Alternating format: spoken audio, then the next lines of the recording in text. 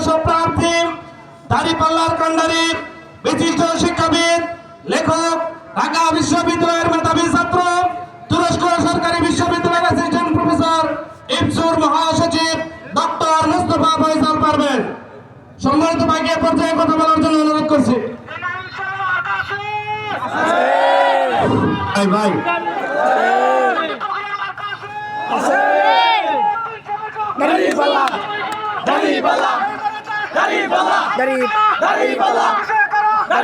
আলহামদুলিল্লাহ আসসালামু আলাইকুম ইবাদিল্লাহি মুস্তাফা আউযু বিল্লাহি মিনাশ শাইতানির রাজীম বিসমিল্লাহির রহমানির রহিম ওয়া তাসিমু বিহাবিল্লাহি জামিআন ওয়া লা তাফাররাকু। বাংলাদেশ জামাত ইসলামী ভাট্রা ইউনিয়নের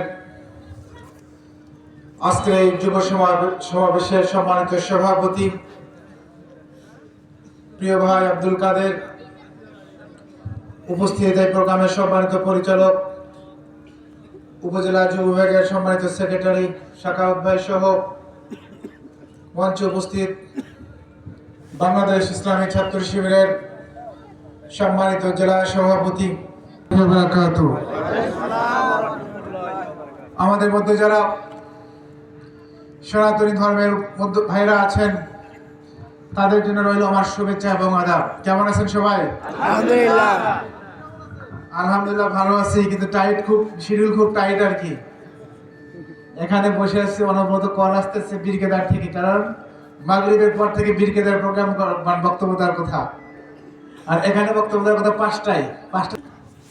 কারণ আমি বিশ্বাস করে আজ এখানে শুধু ছাত্র শিবির কিংবা জামাত ইসলামী যুবকেরা আসে নাই, এখানে অসংখ্য যুবকেরা আছেন যারা অতীতে কখনো জামাত ইসলাম করে নাই, কিন্তু তারা এই কাহালুনন্দী গ্রামের সন্ত্রাস মুক্ত, চাঁদাবাজ মুক্ত, দুর্নীতি মুক্ত বাংলাদেশ করার জন্য প্রতিজ্ঞা নাম দাঁড়িপাল্লা হলো এই কাহালুনন্দী গ্রামের অবহেলিত মানুষের প্রতিজ্ঞা নাম। সম্মানিত উপস্থিতি, আমাদের 54 বছরের এই বাংলাদেশের মানুষেরা আমরা বারবার অনেক রাজনৈতিক দলকে ভালোবেসে প্রতারিত হয়েছি, কারণ জনগণের জন্য যে সেবা করার কথা ছিল ক্ষমতায় বসে আমরা সেটি সহজে ভুলে যাই।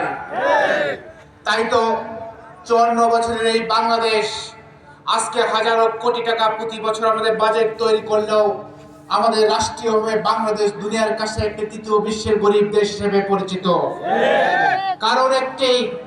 কারণটি হলো আমরা আমাদের 54 বছরের সৎ এবং দক্ষ নেতৃত্ব প্রতিষ্ঠা করতে পারি নাই, যার কারণে রাষ্ট্রের রন্ধে রন্ধে দুর্নীতিবাজদের লাল কার্ড দেখানো নির্বাচন। আগামী নির্বাচন হবে সারা বাংলাদেশ থেকে চাঁদাবাজদের লাল কার্ড দেখানো নির্বাচন। আমাদের প্রিয় এই কাহালুনন্দী গ্রামের জনগণ বেশিরভাগ এলাকায় চাঁদাবাজদের দ্বারা অতিষ্ঠ হয়ে পড়েছে। আমি কয়েকদিন আগে জনসভায় বলে জনগণের বিরুদ্ধে কাজ করে জনগণের অধিকারকে ক্ষুণ্ণ করছে, তাদেরকে আগামী 12 তারিখে এই কাহালুনন্দী গ্রামবাসী এই চাঁদাবাজদের মোকাবেলা করবে ইনশাআল্লাহ। মনে রাখবেন, আমাদের অবমুক্ত করে দেবেন। শুধু বেলগড়িয়া আর এই কল্যাণনগর নয়, কাহালুনন্দী গ্রামের প্রতিটি এলাকায় এই পুকুরগুলো হাতে গোনা কয়েকজন মানুষ নিয়ন্ত্রণ করছে। আমরা ক্ষমতায় আসলে, আল্লাহ সম্মানিত করলে ইনশাআল্লাহ আপনাদেরকে সাথে নিয়ে এই পুকুরগুলোকে আমরা আমাদের যারা জামাত ইসলাম থেকে নমিনেশন পেয়েছে, অন্য রাজনীতি থেকে বলতে পারবেন 10 জন এরকম নমিনেশন পাইছে, যারা পাইছে আমার জানা মতে 1-2 জন ছাড়া সবগুলো যুবক হলো ওই বাবা এমপি ছিল, দাদা এমপি ছিল। দাঁড়িপাল্লাকে বিপুল ভোটে বিজয় করবে ইনশাআল্লাহ।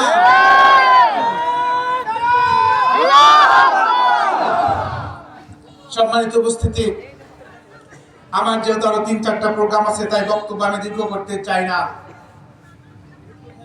আজকে আমাদেরকে হুমকি দেওয়া হচ্ছে, অনেক রাজনৈতিক দল মাঠে নাই, তারা কাজ করছে না, হুমকি দেওয়া হচ্ছে।